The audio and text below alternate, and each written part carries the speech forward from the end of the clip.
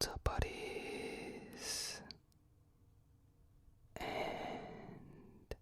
buddy girls? Welcome back to Facts Friday.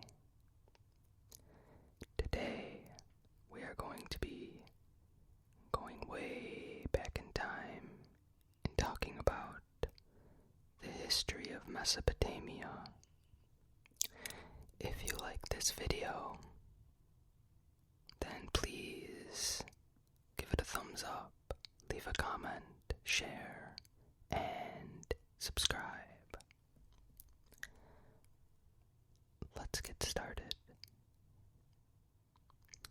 Between the rivers 4500 through 3100 BC. From about 4500 BC, there are settlements on the edges of the marshes where the Tigris and Euphrates reach the Persian Gulf. Mesopotamia was the region between these two rivers. It will be the area of one of the world's first two civilizations. The other one was Egypt. Both of these civilizations were established a little before 3100 BC. Unlike Egypt, where a stable society is established along hundreds of miles of the Nile, Mesopotamia will be characterized by constant warfare and a succession of shifting empires. Towns here shelter within thick protective walls. Sumer and Gilgamesh, 3100 through 2500 BC.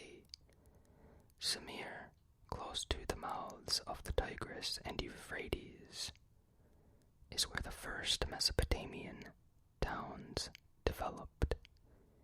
Each grows up around a local temple, which acts as the center of the region's economic activity. The Sumerian temple priests, needing to keep accurate accounts, are the first people to develop a system of writing. The region can also claim other significant innovations.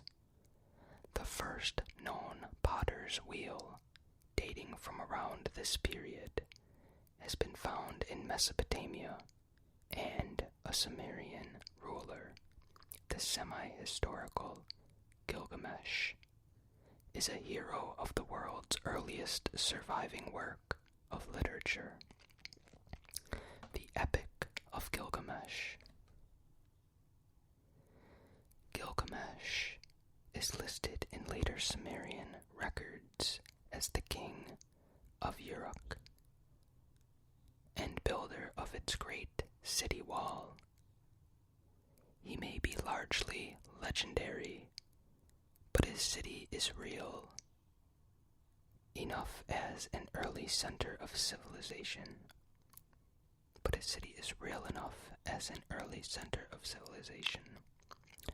The wall, dating from a little after 3000 BC, is about 6 miles long, and it is from Uruk that the earliest written tablets survive. Uruk is soon eclipsed by a neighboring city, or city-state, that of Ur, famous later for its great ziggurat, and in the Bible as the home of Abraham. The discovery of the royal cemetery at Ur, I'm sure that's pronounced differently, but it's U-R, has revealed an astonishing level of sophistication in objects created around 2500 BC for the local ruling family.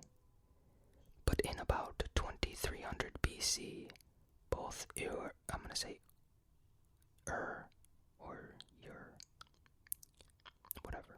and Uruk yield to a conqueror from beyond Sumir. Sargon and Akkad, 2350 BC. The conqueror of is a usurper, which is no doubt why he adopts the name Sargon, meaning the true king. He is Semitic in origin, and tradition states that he begins life as a fruit grower. He gradually conquers the Sumerian cities, first Kish, then Uruk, then before founding a capital city of his own, Akkad. He then adopts a new title, King of the Nation. His is the first Semitic dynasty in history, and his civil servants use a script which is an important innovation in the history of writing. Like the scribes of Ebla, whose archive has recently been discovered, they adapt to Sumerian cuneiform to meet the needs of Semitic language. Writing systems will often, in later centuries, demonstrate a similar flexibility. The exact location of Akkad, Sargon's capital, is unknown. Its remains lie hidden somewhere in the region where the Tigris and Euphrates come closest to each other.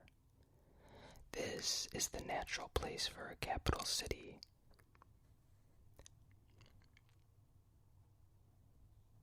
Sargon's achievement has been to establish the first Mesopotamian empire.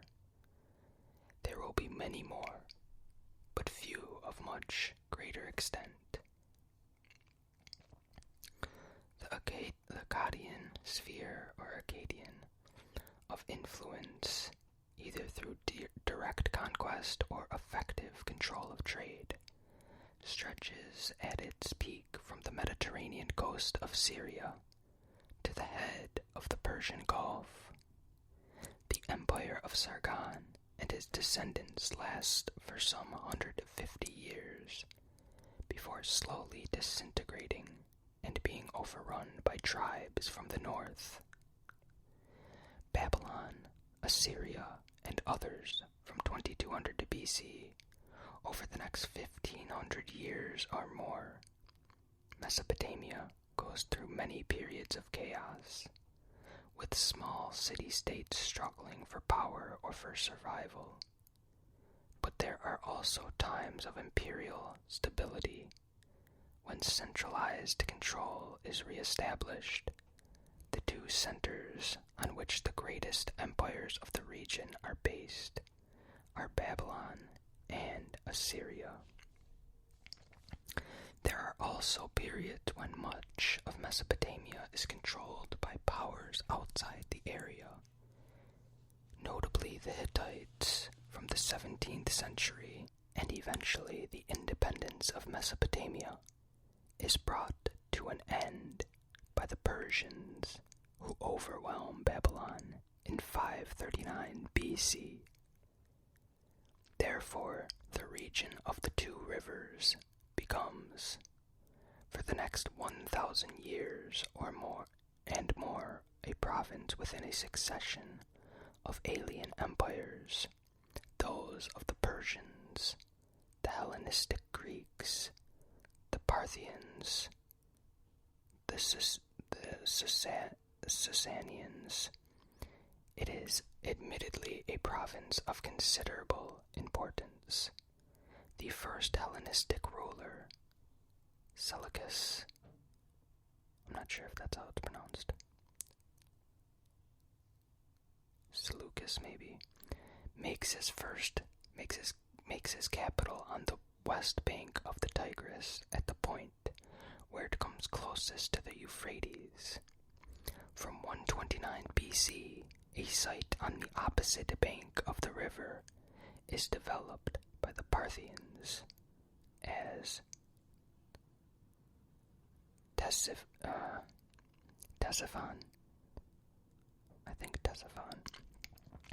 a city subsequently much favored by the Sasanian emperors, but it is not until the Muslim Abbasids are established in AD 750, a few miles upstream at Baghdad, that Mesopotamia regains its full glory as an imperial center.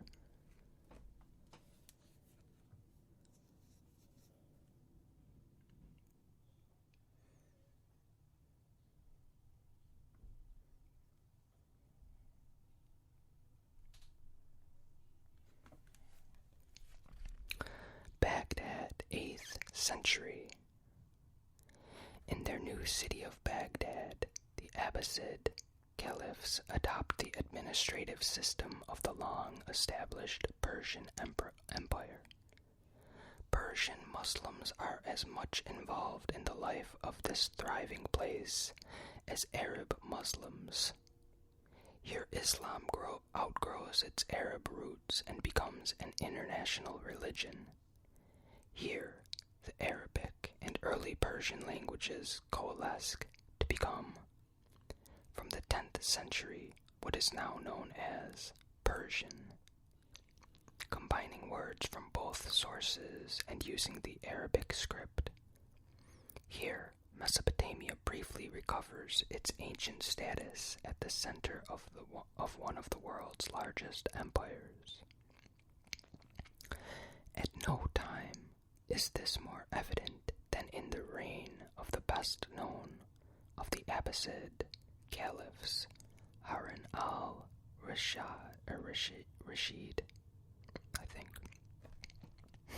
The luxury and delight of Harun al-Rashid's Baghdad in the late 8th century has been impressed on the Western mind by one of the most famous works of Arabic literature, The 1001 Nights. Some of the stories are of a later date, but there are details in them which certainly relate to this period when for the first time a Muslim court has the leisure and prosperity to indulge in traditional Oriental splendor. The Caliphate is now at its widest extent, with reasonable calm and most borders. The international fame of Iran himself can be judged by the emphasis of Charlemagne's biographers on the mutual esteem of these two contemporary potentates, who send each other rich gifts. An increasingly nominal caliphate from the 9th century. From the 9th century, the rule of the Abbasid caliphs in Baghdad is often in many parts of the Muslim world more nominal than real. In Palestine and Syria, there are uprisings from supporters of the previous Umayyad dynasty, whose base was Damascus. In the rich province of Egypt, governors are increasingly unruly. As many as 24 are appointed and then dismissed during the 23-year Caliphate of Iran al-Rashid. In the further extremes of the empire, independence from the Abbasids is even more marked. Spain is ruled by Umayyads. North Africa has Berber dynasties from 790, and eastern Persia, by about 870, is in the hands of Persians hostile to Baghdad. The weakness of the caliphs tempts them into a measure which makes the problem worse. They acquire slaves from the nomadic Turks eunuchs of Central Asia and use them in their armies. The slaves, who become known as Mamelukes, from the Arabic Mameluk, owned, are excellent fighters. They distinguish themselves in the service of the Caliphate and are often given positions of military responsibility. Well placed to advance their own interests, they frequently take the opportunity. One of the first Mamelukes to seize power is Ahmad ibn Tulun.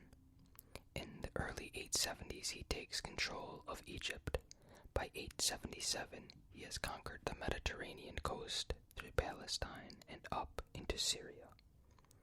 This half of the Fertile Crescent has been ruled from Egypt at many periods of history, separated from Mesopotamia by a broad swath of desert. It is easier to control from Cairo than from Baghdad. Palestine and Syria remain under Egyptian dominance for most of the next 2 centuries. The Tulunid dynasty, founded by Ahmad ibn Tulun in the 870s, rules the region until 905. The Ikhshidids, another Turkish dynasty, I'm probably butchering all these names, sorry, control it from 935 to 969, when they, in their turn, are replaced by the Fatimids, masters of an even broader swath of Mediterranean coastline. Persian independence from Baghdad, 9th century. From about 866, the whole of eastern Persia to Kabul in the north and Sind in the south is gradually overrun by a Persian from a family of metalworkers. He is known as Al-Safar, the coppersmith, giving his short-lived dynasty the name of Safarids. In 876, he is strong enough to march on Baghdad, though he is prevented from reaching it by the army of the Caliph. In 900, the Safarids are defeated by another Persian dynasty, the Samanids. The new rulers are aristocrats, descended from a nobleman by the name of Saman Gudat.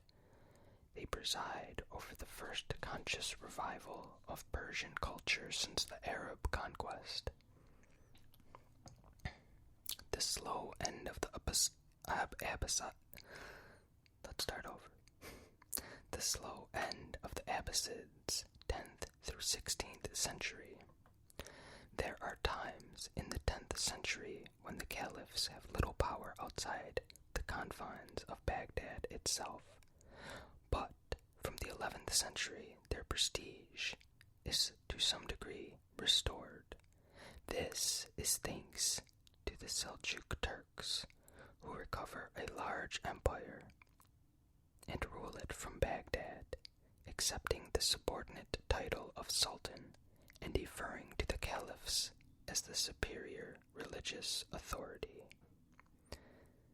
For a few brief spells, the caliphs even recover some secular power, asserting themselves over the Seljuk sultans. But the final disaster is suffered in 1258, when Hulagu Khan, the grandson of Genghis Khan, arrives in Mesopotamia. The caliph in Baghdad, al-Mustasim, risks the impossible. In January 1258, he sends an army against the approaching Mongols. The Muslim army is routed by Hulagu, who orders the caliph to appear before him and to destroy the walls of the city. When the caliph declines, Hulagu besieges and sacks Baghdad. It is said that 800,000 of the inhabitants are killed, including the caliph, who is executed by being kicked to death. That is a really weird note to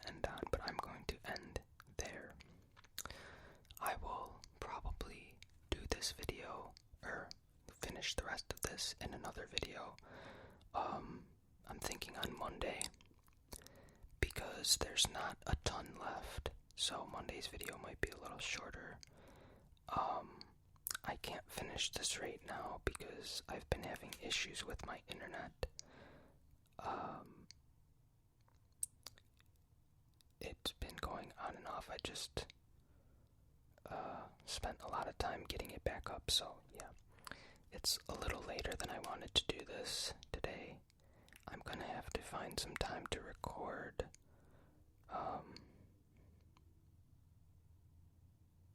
some videos because I'm having trouble keeping up right now. So that's what I'm gonna have to do for hopefully next week or the week after. I really hope you are enjoying this, and I hope you have a great weekend. I will see you soon.